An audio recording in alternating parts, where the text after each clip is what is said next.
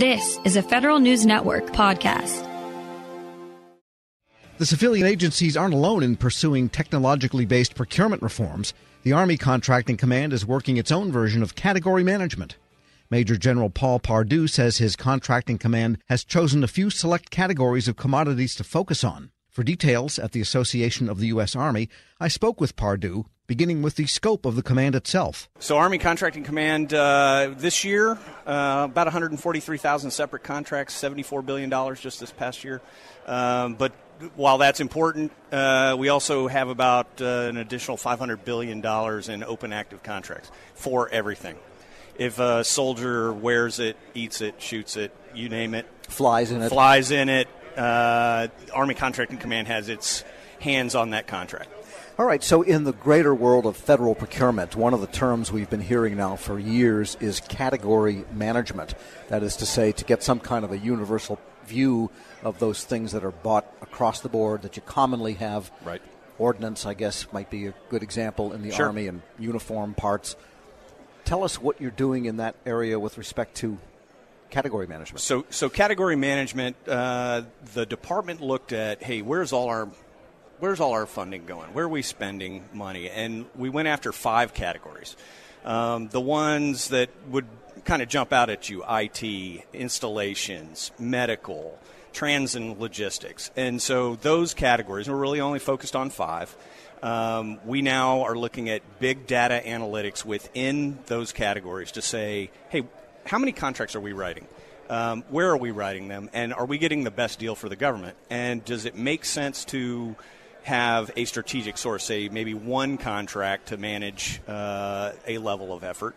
Or is it okay for us to have multiples? And so it's really about managing your spend and garnering efficiencies out of that. Because when you break down any one of those, IT itself is a million different things. Sure. Services, hardware, software, Exactly. Tactical versus commercial and business. Same thing with installations. It's everything from construction to lighting. Dining facilities. 1,000 line items. So how do they add up to a category when within a category there is so much variation? So therein lies the problem, right? You're looking for what do you want to get under that category? What is what I would term spillage, things that are outside of the category that you want to get back in and under control. What are the things that should be on a greater contract that is common for the Army? And what are those things that are unique at the local, to your point, tactical level that ought to remain there? And then we will manage that and make the right business decisions for the Army within that category. And so just so you know and the listeners know, we have a big data analytics team, and we have business advisors out of ACC that are aligned to the category managers, and those category managers are advising across the Army on how we're going to do better within that category of spend. And as opposed to looking at just the contracting system and whatever data it puts out, if you do Right. a deep data analytics, you might find categories have items in them that cross categories. For That's example, exactly right. electricity. Right. Well, that would be an IT thing, a data center modernization or whatever, and, of course, installations, and so it goes. Exactly. And so you're trying to pull out all those efficiencies, because you'll find contracts that look like they're just doing base support, but then it might have a cyber component, it might have a trans component, it might have all types of different things. And so you need to go through those contracts and say, is that the right place for them to be? What about cross-service commodities? Is there any cooperation with the other armed services where there might be commonality and you're all buying the same category? Right. So the Air Force jumped into category management, I think, a little bit earlier than the Army did, but we have been talking back and forth on what are you garnering, what efficiencies are you getting, what systems are you using, and so those lessons learned are cross-pollinating.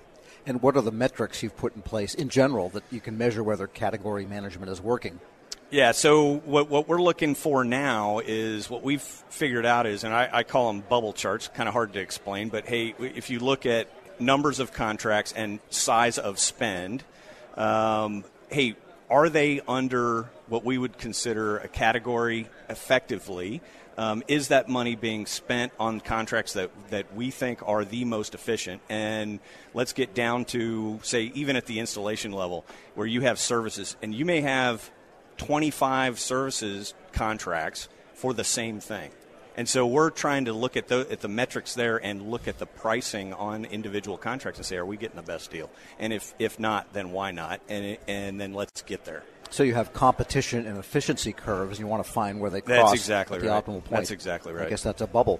Yeah. We're speaking with Major General Paul Pardew, Commander of the Army Contracting Command. And another issue that concerns Congress, concerns anyone in acquisition, and concerns the contractors themselves is PALT, the procurement acquisition lead time.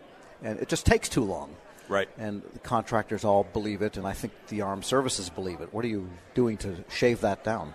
Yeah, so what are we not, right? So the quick answer is let's talk about reform, right? So within the acquisition community, we have been cutting policies. We have been cutting steps in the process where we're allowed that aren't codified in law, right? So if it's something that we can impact, we have been trimming those down. We have been pushing authorities down.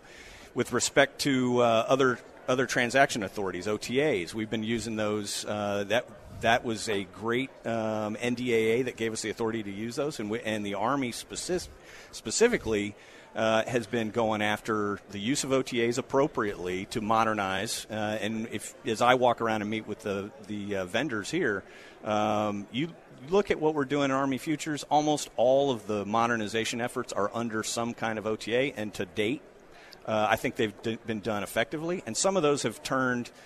We had one turn recently, $800 million. We turned it in 90 days. Yes, I was going to ask you about some of the ideas behind the OTA, because there's a helicopter that the Army is evaluating for future lift. Sure. And there's one of them was made, so it's really a prototype, and it flies up and down, but it's not accepted as a platform yet. Since it is a prototype, and it has a lot of new technology never seen before in vertical lift, at least according to my tour of it, would that be too big for an OTA? No, those two. What you're talking about is future long-range aviation. That's one helicopter system that is under an OTA, and there's the other, which is what they call FARA, Future Attack. And so both of those are OTAs. They're going to be down selected. We haven't gone to the full down select yet, but have been very effective. We've worked with industry throughout, and the communication between the government and our mission partners and also the contractors has been done very well. Because the bridge to cross in that point is, in this case, the OTA didn't go to some small unknown contractor that might have the big idea, but to very well-known large contractors, one of whom would get the follow-on productions at some point in the future. So But not everybody makes a helicopter, right? And so then you have to look across multiple OTAs and look into the consortia that are bringing in some of the non-traditional partners, right, that may be doing the generator system or the avionics system on that helicopter. And so there's multiple levels of this. It's not just, hey, the OTA went to a major defense contractor. There's a bunch of OTAs that are out there that small businesses and others are competing on. So to get your staff in the command up to date on PALT, on OTAs, and on the regulations you're pulling the barnacles off the bottom of the boat for, sometimes it's hard to get those things pushed down. They don't really believe you for some of those innovations. Yeah, you got to empower your workforce. You got to train them, right? And so 18 months ago we had really one center.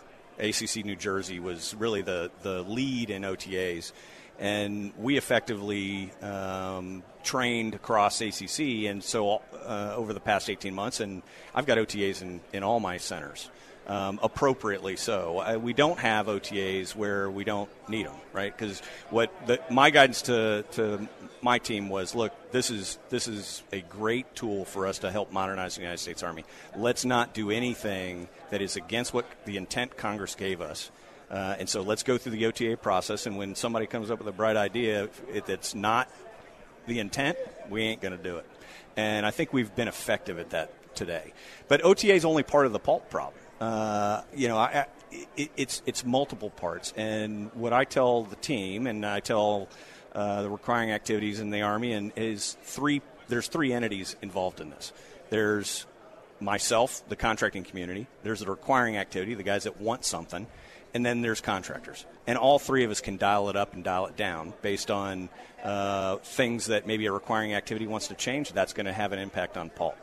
Changes to contract process or protest or things that could happen that can cause it to go longer. Same thing with contractors. The contractors, proposals come in that aren't quality proposals. That may cause some problems and can cause a longer pulp time. So there's multiple entities that have a role in this. And final question, who negotiates the new cars in your family? Well, I did on the last one. And, I wanted a very specific vehicle, and I walked in and I said, I want this, I want this, and I want this, and I want it at this price. And you got 30 minutes. And he came back, and he didn't give me the trade I wanted on my car, and I said, well, then we're done. And I started to walk out, and he met my price, and off we went. So it was good. Major General Paul Pardew is commander of the Army Contracting Command, speaking at the Association of the U.S. Army Conference. We'll post this interview at federalnewsnetwork.com/Federal Drive. Hear the Federal Drive on demand and on your device. Subscribe at Apple Podcasts or Podcast One.